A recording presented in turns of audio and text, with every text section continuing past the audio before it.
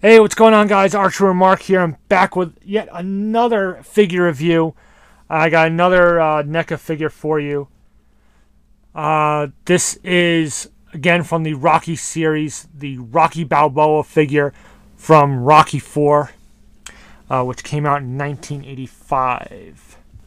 So we're going to show you both versions. There's two versions. One I'm going to keep in the car, but I have a loose version of. This is the battle damage version, which will give you a little better look. First, we'll give you a look at the packaging. Both figures are basically the same except for the head. This is the regular Rocky. So as far as the articulation and sculpt and paintwork and all that stuff. See, and also the trunks are clean. There's a little bit of kind of blood marks on the trunks on the battle damage version, which you'll see in a moment. But basically, both figures are the same. You have the Rocky logo down below. See, there's the character Rocky Balboa. Here's your basically your poster image. Rocky 4. Then we go down here. See MGM Studios, NECA, Real Toys, all the usual stuff. On the back, Rocky. Again, one of the greatest series of movies ever. Such great stories, great characters. Here's the Rocky Balboa figure, which we're reviewing. Ivan Drago, which I reviewed before, and the Clubber Lang from Rocky 3. Okay, here's the description. I read this description in my Ivan Drago review, so I'm just going to sort of pan. It's the same thing here, so I'll just sort of pan across, and you can pause the video if you'd like to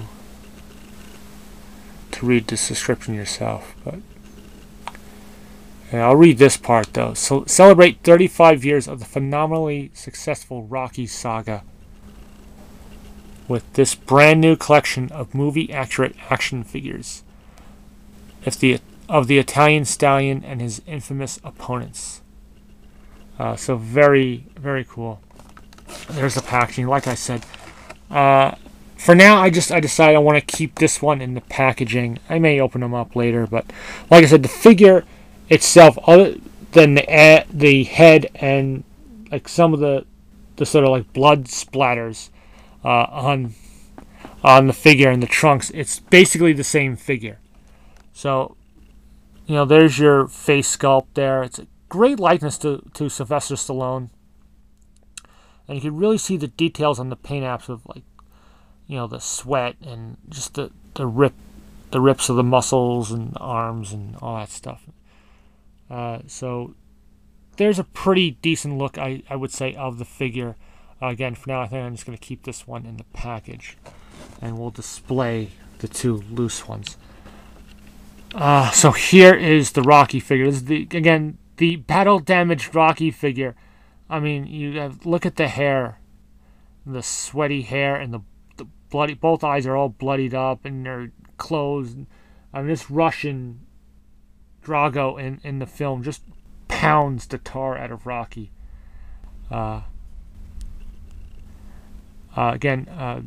Basically the same figure. I'll go over the articulation real quick, just the same as Drago. Bulge on your neck, ball hinge shoulders, bulge elbow, swivel wrists.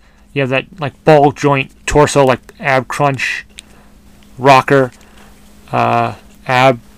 There's like a twist or a swivel in the thigh area, which you can't get too much room. It's kind of restricted by the trunks, but that's all right.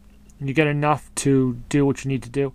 Ball hinge in the knees and the ankles, and then even the toes are on a hinge. So you can pose them pretty well. You can get them to stand in some good positions there. Again, you could see the paint splatter on the chest and also on the trunks. It almost looks like the paint is smeared, but I don't think that's a mistake. I think that is meant to be blood that has splattered on his trunks. It's a brutal war between these two characters. So I think that's a very nice detail. Again, there you see, there's the blood on this version. And I'll show you the back side as well. Okay, so there's, I get back to this, the blood on this version, and then it's clean on the regular version. I guess you could call it like the pre-fight version. Okay, so again, I showed you the chest, and then look at the face sculpt on that. That, whew, brutal. And it's like a mid-air. You have this little piece. I wish they had made this removable, or so you could not have that on there. But it's basically like a soft rubber, and it's like, you know, Drago just pounded his face, and you have this. There are these shots in the movie where Drago just gives him this shot right to the jaw, and you see this like bloody spit like spew out, and that's basically what they're trying to represent there. Because he's just boom. This Rocky takes a beating, you know, and it's just they just do a really good job. It looks really nice displayed. I've seen in other videos. You know, and again, another thing that's good is look at the height comparison to Rocky and Drago, which Drago is supposed to be a lot taller than Balboa, and they really did a good job with the scale. You know, they didn't just make both figures the same size. They did a good job of scaling the figure. So I did a review on the Drago figure earlier, a few days ago. So if you want to check the review on that, please feel free to do that. But there you go. It's just a really great figure if you're a fan of the movie series.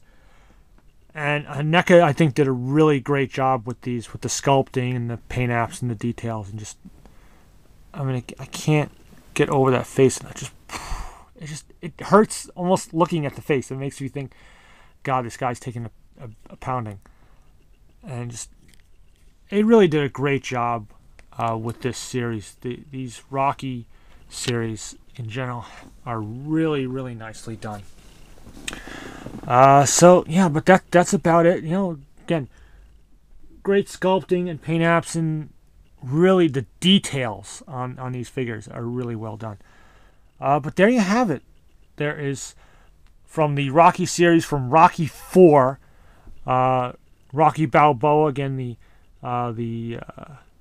red, white, and blue trunks that he gets from Apollo Creed, which is always a nice touch in that movie. I always enjoyed it. So yeah, I hope you guys enjoyed this review. And you know, usual comment, rate, subscribe, and what can I say? But yo,